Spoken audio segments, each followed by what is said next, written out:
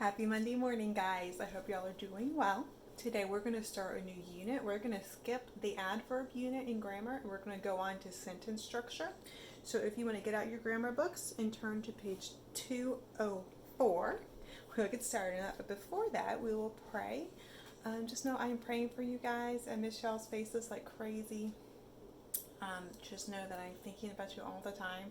In fact, last Friday, I think I called my kids like everybody's name in the class except for their names. So, just to let you know, that's an example of how I've been thinking about y'all. So, let's pray. Lord, we thank you for today. I thank you for each one of my students, Lord. I thank you that they are all, as far as I know, healthy and safe, Lord. I just pray you continue to keep them healthy and safe and protect them and their families. Peace be with their moms and dads as they help them through all this, that you would just give each one of them wisdom and discernment, Lord. Help us all stay faithful to you. And Lord, I just pray that your will would be done with each one of them, Lord. In your name I pray, amen. Okay, so hopefully you're on page 204 in your grammar books, and we will get started. So, ignore my messy floor, please. So this is what you're looking at on page 204. You're looking where it says recognizing simple and compound sentences. So you see all this list of rules right here. So what I've done on my board is I've summarized those rules for you, what you need to know. So basically what we're doing is we're going out of parts of speech and we're just getting into writing. So just remember, an independent clause is just it's another name for a complete sentence. And remember, in order to have a complete sentence, you have to have a subject and a verb and any complements. So an independent clause would be that subject and a verb thing. So in this lesson today, we're going to talk about two types of sentence structure, and that's your simple sentence and your compound sentence. So your simple sentence is one independent clause. So your sentence is going to have one subject or maybe two subjects, but just one verb. Okay, so let's look at an example. My first example, Sally and Billy went home. So what are my two subjects in this sentence? That's right, hopefully you said Sally and Billy. And then your book and one of the exercises you're going to do tomorrow will have you label your subjects with S's. And I know we don't usually do that, but for the sake of that exercise, I want to kind of show you what that's talking about here. So each of these is your subject, so I'm going to put an S above each of these.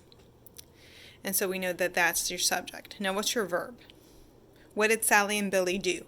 They went, correct. So we're used to underlining our verbs with two lines, so keep doing that. But also label it with a V. So putting these letters above your subjects and your verb kind of help you visualize that yes, you have two subjects, but you only have one verb to go with these subjects. So went is describing the action of both Sally and Billy. Sally and Billy went home. Okay, so because there's only one verb that goes with both of these subjects, that's an independent clause. That's only one independent clause. Let's look at our second example. George ate lunch and studied for his test. So what is my subject in this sentence? Who is the whole sentence talking about? That's right, Jorge, or George. And then we're going to put a little S above his name to help our visual. And then what did George do? Yes, the first action he did, he ate. Put a little V above it. And then what was the other action that he did? He studied. Very good.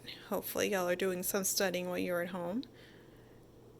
And put a V over that. So I want you to notice that it's kind of the opposite of the first example. While the first example had two subjects and one verb, your second example has one subject and two verbs to show you that that's still considered one independent clause, even though there are two verbs, because both of these verbs are describing the actions of one subject, George. George ate lunch and George studied for his test. So because we only have one subject, this is considered an independent clause, just one independent clause. And since both of these can stand alone as sentences, they are considered simple sentences because they are just one independent clause. Now, the second one we're going to go over is compound. And all compound does is it adds another independent clause. You remember what the word compound means when we talk about compound subject and compound verb? Yeah, it's two or more. So compound sentence, because we know compound means two or more, two plus. Compound sentence is just two or more independent clauses. So we already know what independent clauses are over here. It's just two or more simple sentences. And you join these sentences, you connect them into one sentence by two different ways. You can do a semicolon, which is the dot comma, right there we affectionately call the dot comma. Or two, you do a comma, right there, your little comma, and a coordinating conjunction. I have those more popular ones, and, or, but, for, nor, yet, so, all the common conjunctions.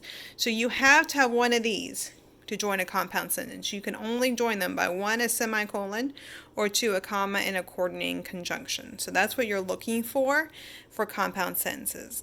So look at my example. The first one is a sad but true story.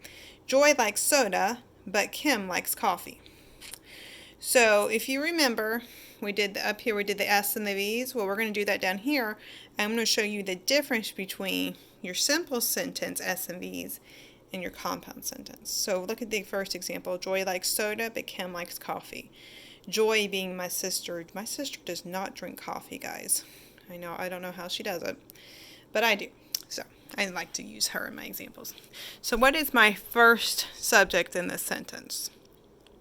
Okay, if you said Joy, you are correct. Joy is the first subject, so we're going to put a little S above her name. And then what is the verb describing joy? Joy what? Likes. Underline that twice and put a V above it. So let's go to so this is our first independent clause. Can that stand alone as a sentence? Could I just say Joy likes soda? Yeah, that would be fine as an independent clause.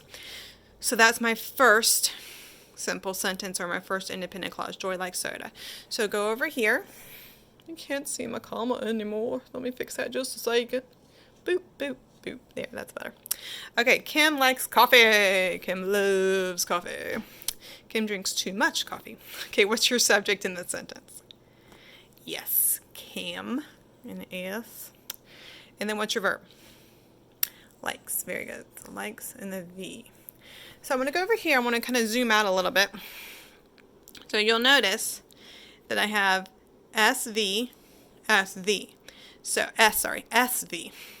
So our first independent clause, Joy likes soda, subject, verb. Second independent clause, Kim likes coffee, subject, verb. Now what is joining these two independent clauses? What is making these into one sentence? That's right, my comma and my coordinating conjunction but. So that's joining those two. So that's what makes it one sentence. I could say Joy likes soda, period. Kim likes coffee, period. But that would be a boring way to write something. So to get some variety in your sentences and in your writing, it's good to use compound sentences. Joy likes soda, but Kim likes coffee. Kind of makes it flow better instead of having that choppy sound of all simple sentences. It gets really boring. So you're going to throw in some compound sentences, and then to Wednesday's lesson, we're going to do two other types of sentence structure to help them. But let's look at our second example, and we'll be done for today. Please sit down. The movie is about to start. So let's look at our first independent clause. Please sit down. What is your subject in this sentence? I'll give you a hint. It's not please. If you said understood you are correct. Give yourself a pat on the back. So remember, write you in parentheses, because this is what we call an imperative sentence, a command sentence. It's understood you, underline you. Make sure you put your S above you. Now what's the action that I'm asking you to do? Yes, see it. See it down. So line sit twice and put a V above it. Okay, so let's look at our second independent clause. The movie is about to start. What is my subject? Movie. Verb. What is your favorite movie, guys? What have you been watching since we've been on break? Have you taken time to watch some movies with your family? I hope so. I've been watching a lot of Disney movies lately. It's okay. They're all funny and cute. Okay, what's my verb? The movie is about to start. That's right, is. And then put V above it. So just like your second, oh, did I put a V over movie? This is why I should not be talking and writing at the same time. So in case you're wondering, I have not changed since class. I still make all these silly mistakes. There we go. Okay, so now let's zoom out now that I got it fixed. We have subject, verb, subject, boop, verb. So just like in this first example, you have your first subject, your first verb, your second subject, your second verb, and they're joined. But this time, this second sentence is not joined by a comma and a coordinating conjunction. What is it joined by? Yes, a semicolon. So I'm going to box that semicolon. Just helps. It's a visual to help you see how the simple sentences are joined together. So could I say, please sit down, period. The movie is about to start, period. Yeah, that would be fine. But like we talked about with Joy Likes Soda, it's good to add some variety. So please sit down. The movie is about to start. And also, I also wanted to point out these two, sorry guys, these two simple sentences are talking about the same general topic. What I like versus what my sister likes. This one. A command to sit down. Why? Because the movie is about to start. So they're talking about two similar things. You've got to make sure you're joining similar things in your sentences. I wouldn't put Joy Likes Soda, but Michael's about to go skiing. Okay, that wouldn't make any sense together. So you got to make sure it's same topic. So I wouldn't say, please sit down. Oh no, please sit down. My dog is running away. No, that would be really silly and it wouldn't make sense. Sorry, buddy. So make sure the sentences that you're joining together with a comma and a coordinating conjunction or the semicolon, they make sense together. They're about the same general topic. So as a review, your simple sentence is one independent clause. Sally and Billy went home. Compound sentence is two or more independent clauses joined by either a semicolon, a dot comma, or a comma and a coordinating conjunction. Joy likes soda, comma, but Ken likes coffee. So what you're going to do for exercise today, is you're going to come over here. We just doing exercise A. We're going to do a little more tomorrow, more exercise tomorrow. But for now, exercise A, you're going to underline your subject once and your verb twice, just like we did on the board. You're going to draw a box around the comma and conjunction or a semicolon that joins the two parts of a compound sentence. So just like we did over here, just like we did on this one right here, you're going to do the exact same thing over here in exercise A. So if you want to hit pause right here to give yourself an example, go for it, and that'll show you exactly how to do exercise A. And good luck, guys. If you have any questions, I'm available all day tomorrow. Except for I have a meeting from 10 o'clock to 11 o'clock. So except for 10 o'clock to 11 o'clock, I am available for any questions. I hope that y'all have a good rest of the day, and I hope to see you all soon. Bye-bye.